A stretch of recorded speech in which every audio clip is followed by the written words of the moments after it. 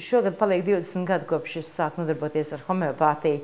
Un man pieredze ir tāda, ka 20 gadu laikā manā praksē ir piedzimuši jau 64 bērni pie diagnozes, kad jums mammiņa noteikti jātaisa aborts, varbūt jums bērns ir jānogalina, jo jums ir dzemdas vēzis. Vai arī situācijā, kad, mīļo mammiņa, jums bērni nekad nevar būt. Un tāpēc ir vienīgā iespēja mākslīga apaugļošana.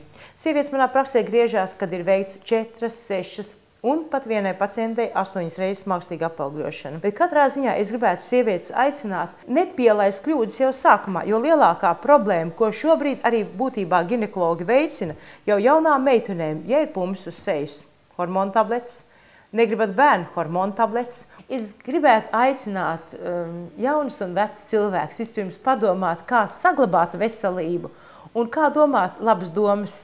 Un labākās zāles jau ir labs vārds, svaigs gaiss un ūdens. Tie bija pirmie, kas ārstē, nevis tabletes. Tikko manās rokās nonāca grāmata Blakus parādība nāve.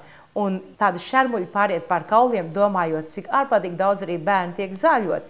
Ja slimības nav, mēs viņus izdomājam, lai būtu ko ārstēt. Es esmu priecīga par katru sievieti, ko man izdodas glābt. Bet es arī gribu aicināt padomāt, vai ir šī tablete vajadzīga un kā mēs varam saglabāt savu veselību, nevis domāt, kā tikt vaļā no slimībām.